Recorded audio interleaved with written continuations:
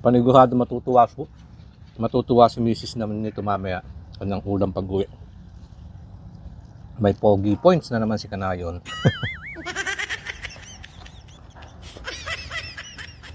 Isang magandang araw po mga Kanayon at tatawid ulit ako sa likod para sa isa na naman luto ng pagkain bukid. Ito po yung portal ko at ito yung aking gulay-gulay. Sino ba naman kasi hindi gaganahan magluto pag ganyan kasariwa mga gagamitin mong sangkap. Ito po siya. Ito yung aking tinatawiran pag nagluluto. At yan po yung likod. Kusina ng inyong nag-iisang Kanayon. Mas masarap kasi magluto pag yung ganito yung nauusok-usukan ng kaunti may challenge. At meron po ako dito yung binabad ko na kahapon na dapat pritong tilapia.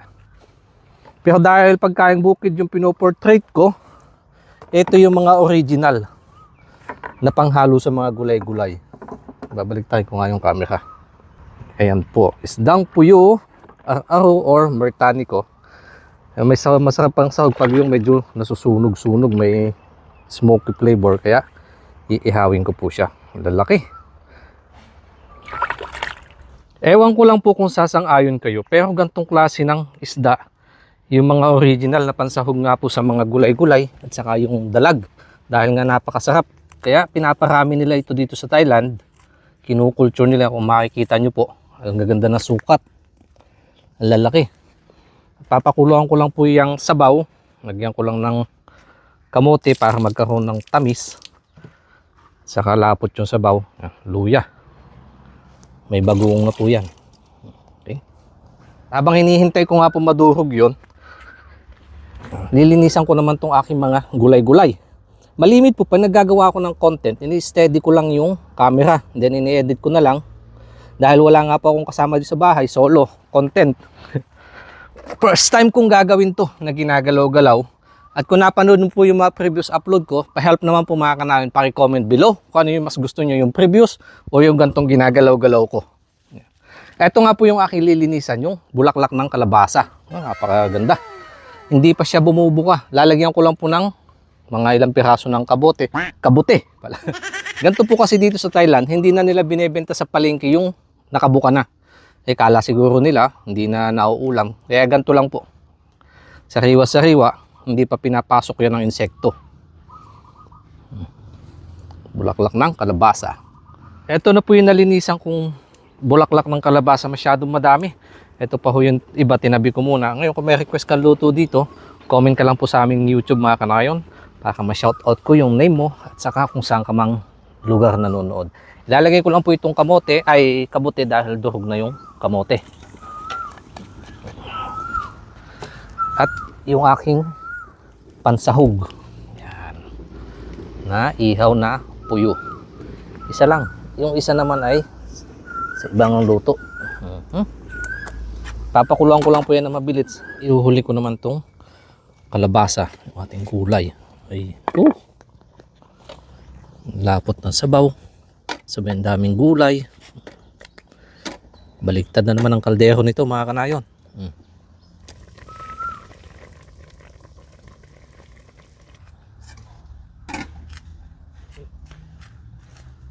Ito na po yung aking nalutong buridibud mga Kanayon na bulaklak ng kalabasa. Meron po akong sausawan, hindi ko na nilagyan ng asin yan. Medyo matabang kasi nga gagamit po ako ng bagoong. Lagyan ko lang ng kalamansi.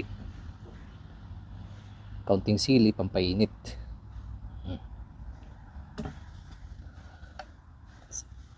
Nais ho na yung balikamam pa. Salamat at sa panibagong buhay, biyayang nasa aming harapan. Basbasan po ito pang magbigay ng lakas sa iyong pangatawan at magamit namin sa iyong pang araw-araw. In Jesus' name, Amen. Ginutom po talaga ang inyong Kanayon sa pagluluto. Pinaghandaan ko talaga to. Dahil magpapapak po ako ng gulay.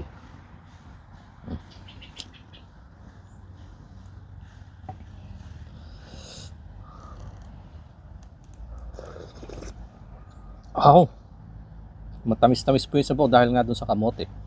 May sariwa yung gulay.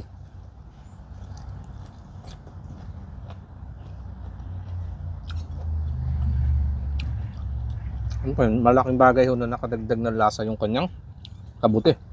Ito nga po pala yung aking panulak namin. Buko. Tatabi ko lang. Para nakabuelo yung aking kamay.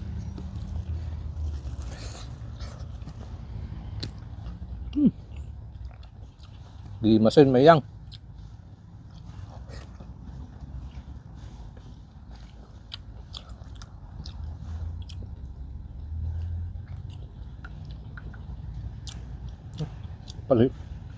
Panigurado matutuwa si Mrs. naman nito mamaya ng ulam pag-uwi.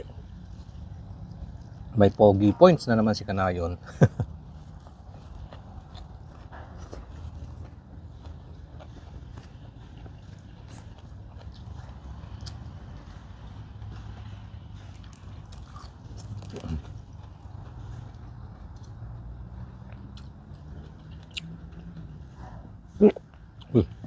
Nakalala.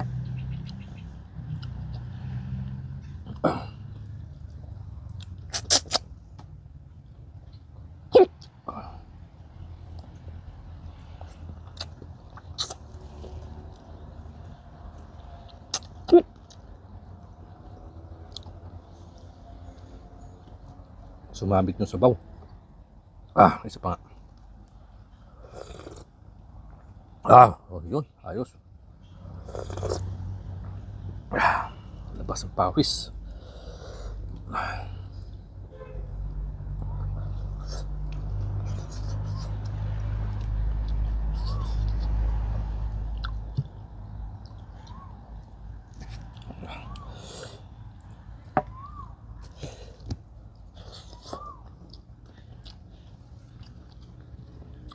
Tatabi ko nga ako ng kaunti yung mangkok para makita nyo ng mas malinaw yung isda. Ayan. Sarap yung isdang ganyan, no? Medyo sunog nga po.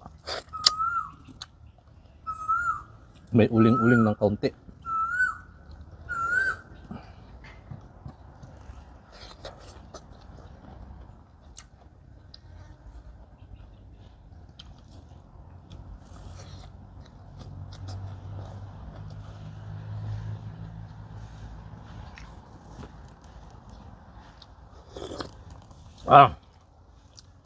Sarap ng sabaw.